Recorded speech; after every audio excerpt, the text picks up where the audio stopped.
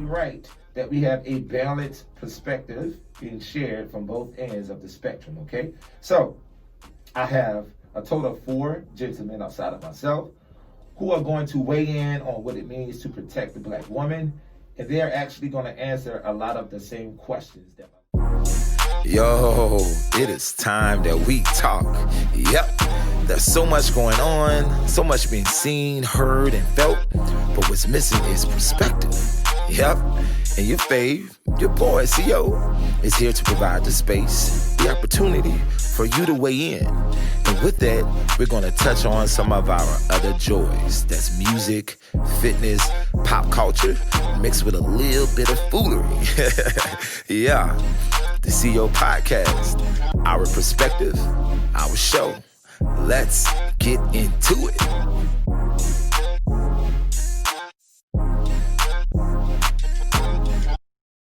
Okay, dear creators. So, we're in the building because we're going to continue this conversation. So at the end of part 2, I had the ladies for a very short period, and we started to talk a lot about the situation between Megan Thee Stallion and Tory, continuing our thoughts on what it means to protect the black woman, okay? As I shared with them, I do have plans to continue the conversation because it got real passionate and there's more to talk about.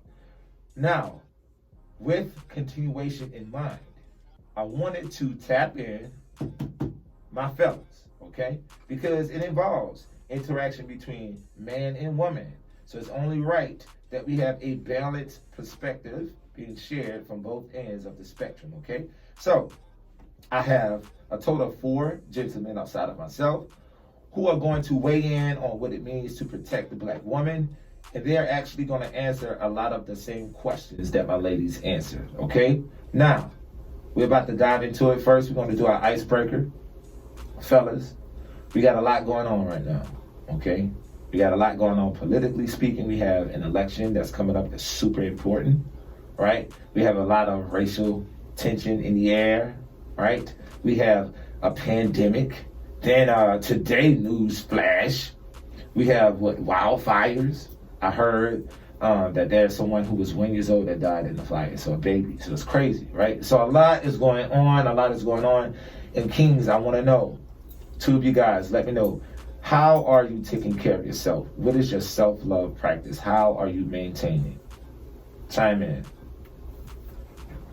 Well, I'll jump on first. I mean, it's tough because anywhere you look, whether it be social media, whether it be just, watching the news or TV, you tend to get sucked into everything that's going on. So what I've realized worked for me is just unplugging from the world. You know what I mean? So maybe choosing, hey, this weekend I'm not going to touch social media. I'm going to deactivate all my accounts. Maybe this weekend I might turn my phone off and just shoot a text to all my good friends and family. Hey, I'm okay. I'm going to hit you guys up on Monday. I'm just taking this weekend for myself. Just listening to music, sit in your backyard, breathe in the fresh air, because I feel like with this pandemic, everybody's been so scared to live, and we're just living in so much fear, and that's not healthy for us. You know what I mean? So for me, it's just kind of unplugging from everybody else and trying to re-plug into the world. Come on. And I know, fellas, I asked you guys to share your credentials at the end of the podcast, but it's okay to share your name. So that was Jerry who just spoke about what he does in order to take care of himself. And I appreciate that, unplugging, taking a moment to replug, right? And disconnecting from a lot of the noise that's in the air. Anybody else? I'll jump on. I'm Jarrell. It's actually funny, I was named after my Uncle Jerry. Oh, right. Jarrell, can I get you to speak up? Yeah, can you hear me? A little bit more. Can you hear me? Am I with you? All right, so I know that mental health is a big stigma in our community. So something that I actually have started to do is I've gone to start seeing a therapist because I think it is important to actually truthfully be able to honestly express what you're feeling and not have that feeling of judgment and having somebody there professionally that can help you work through some of the things that you deal with. Yes, sir. And I feel like us as a community, we have to do better at that. We got to take care of ourselves better in that kind of way. So go talk to somebody. That's what I've been doing.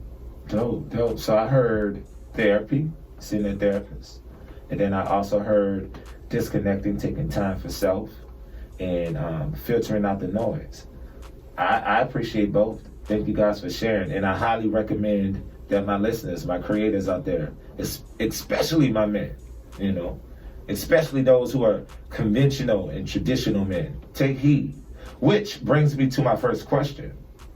And I want every gentleman on the panel to let me know, as it pertains to identifying as a man, do you consider yourself as a conventional man? I'm sorry, as an unconventional man or a traditional man, and why? If I had to put a real label on it, I would say that I lean more traditional, and that's just in the sense that I'm a chivalrous kind of guy. You know, I was raised to be a gentleman. My dad raised me to be a gentleman. You know, open the door for her, pull her seat out. You know, learn to become the breadwinner, that kind of. But like just those kinds of things. You know what I'm saying? Yeah. And then, but it's kind of a fluid type of thing. You know, because I see myself as more of a traditional man, but I'll never try to hold the reins of tradition on the person that I want to be with. You know what I mean? Because I understand that. You know what I mean? I understand that women are capable of getting out in the workforce. Women are. You don't need me. Yeah. You don't need me. You want me, and that's the best part. You don't need me. You don't need me. You want me. You know what I'm saying? So we can. That's we a can, word, somebody. So we can do this together. We don't have to be traditional. We don't have to be traditional in the sense, you know, I see myself more as a traditional man, just on how I was raised, the morals that I was instilled with. But I don't need that traditional type of relationship in those, you know, you follow your role, I follow mine kind of thing. You know, I understand you can do things better than I can in certain situations, and if you're better at doing it, then you do it. If I'm better at doing it, and it helps us to grow and proceed, then I'll do it. You know, that's kind of how I see it. That's dope. That's cool. I like that. I appreciate it. I was actually surprised by your response too, but it makes sense. So I was surprised, but I'm like, hey, words matter, and being able to articulate honestly what it is, you know, and being able to get to the root of it. That's why I find it so interesting of like the types of arguments that people have on wording of stuff. You know what I mean? Because it's not just the word and it's not just the intention, but it's also how well you put it together. Because if I don't say it properly, you're gonna interpret it right. And that doesn't necessarily mean that what I said would have normally offended you. What I think would have normally offended you, or you wouldn't have taken it if I just don't say it right. And we talked about that on the last episode with the ladies about presentation, right? So more traditional. As a man, I lean to be more traditional. Okay. Take us on home, Jerry. My man's using the podcast to get chose, man. You said Jarrell trying to get chose on the podcast? Jarrell about to get married at the end. Which I don't know. He got a ring already. You wildin'. All the way wildin'. Let the episode drop. I would agree with him. And Chuck, was it? That I'm a little bit of a mixture of both. Okay. I mean, you guys can hear I have a slight accent. It's a little bit of New York, but I was also born overseas. So like, there's traditional ways and like family values that we uphold. But then growing up in the U.S., you grow up around people that move more so towards like the untraditional way of thinking. And just like 20 years ago and whatnot, people were focused about 9 to 5. Nowadays, everybody's like, okay, let me learn options. Let me learn how to code. Let me learn how to like run my own business. You know, even like families, when you really thought about it, when I first got to the U.S., it was more the U.S. It was more so, okay, the man's gonna work. The woman kind of like takes care of, the children and stuff like that. But I watched both of my parents work. You know, like you grow up seeing that, okay, just because my dad was doing more so like workforce, my mother was more so, okay, I'm learning computers. Back when like computers weren't as big as they are today. So like I kind of learned how to be innovative in a way to where I feel like it's a mixture of both. And I don't think anybody would ever be completely one-sided. I still feel like regardless of who you are, you have, the influences of both in who you are. It's a sign of the times. Exactly. The times change and we have to, and if you're left back there, you get left back there. And it depends on what topic you're talking about. Because some people might be for marriage, you might be more so, traditional or non-conventional. But then when it comes to work, you're more so, okay, I got to make sure that I do this, that, and the third. So I really feel like the topic dictates which side of the spectrum you're on. That's good stuff. And what you just shared takes us to the next question. But before we go to the next question, I'm sure all the creators are dying to know, what am I? See, or what are you? And I'm actually the exact opposite of Chuck. Well, no, I am, no. Okay, let me present it. I'm more the exact opposite of Jarrell. So I'm unconventional, but I don't mind leaning into traditional roles. So I don't mind it, right? So like if I have to step up and be the man, the stereotypical man, and be the provider and do X, Y, and Z, I can do that.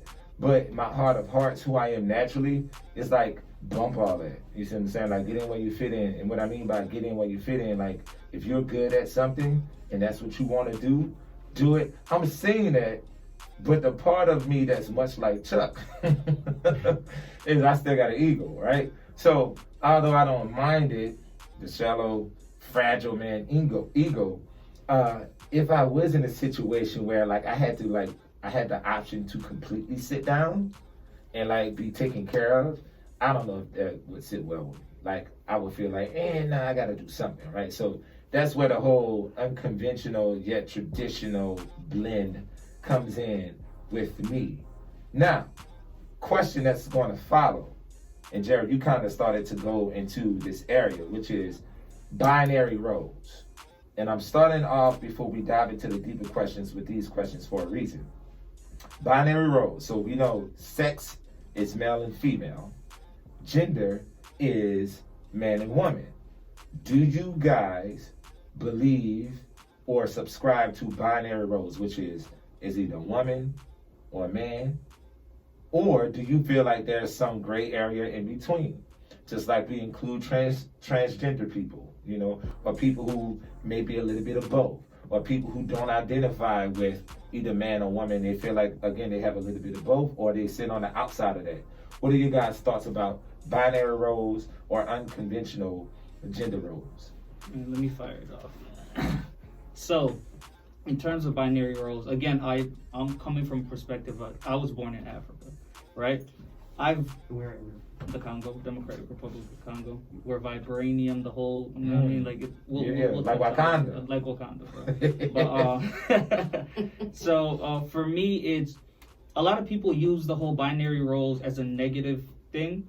Where there's certain aspects of it where it is negative, like, oh, you can only do this. I'm not one of those, you can only do this.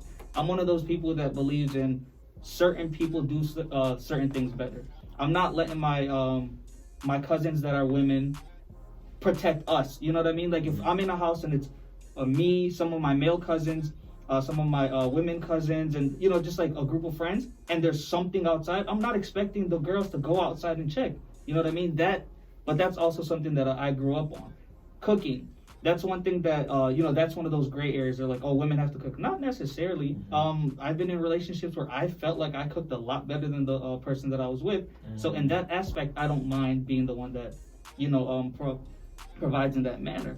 I just feel like there's so much gray area with that whole binary role conversation. Again, just like the last question, it depends on what you're talking about. If we're talking about relationship-wise, I'm the type of person to where if we're together and you want to, let's say you want to pursue something that might not bring income immediately, I'm okay with grinding and working and making sure we're taken care of to let you chase that, because I know once you get that, we'll both be straight. I'm not opposed to, and let's say you just want to chill. You don't want to do it. I'm not the person who I could sit on my butt and say like, yo, someone else is going to take care of me, I'm good. But if you want to be that, I can work hard enough to make sure that we're both taken care of. But it's not to the point to where it's, oh, if you're going to be with me, you're not doing this. No, be you. Be who you do are. what you want to do. Fulfill your purpose in whichever way you want to. Touch on whatever. If you want to fight MMA, do that. Do that. Real talk. I'm not going to tell you can't do it, but then to say that there's certain people, it's like we've gotten in a state of mind where we tell people, oh, you can't think like this. Because there's some people in different countries, there's some people that grew up that like the whole stigma of, or the whole concept of binary roles. That when I get married, I just want to cook and clean for my husband, or hey, when I get married, I just want to provide for my wife and my kids. Some people like that. So who are we to let these people, oh, you're wrong for thinking that way? No. Again, not everybody changes, just like he says, it's like, it's a thing of time. We're in a time period to where we're more so progressive than anything else. And some people can change with that, but just like how some old people can't use computers and they're like, you know what? I'm not going to do emails. If you don't send me my mail, I'm not doing anything over Zoom, over phone calls, or anything like that. I'm good. Who are we to tell them that they're wrong for believing in something that they like to do? You know what I mean? That's a conversation. That's a whole nother podcast about, like whether everybody should jump on board with progression or giving space for people to sit where they want to sit at the table. Do you want to go with innovation, or are you okay with things being the way that they have been? Now, Jerry, I heard you speak on something, and for the sake of time, I may kind of like pivot. You dropped how you necessarily would not want your female cousins or your women cousins to protect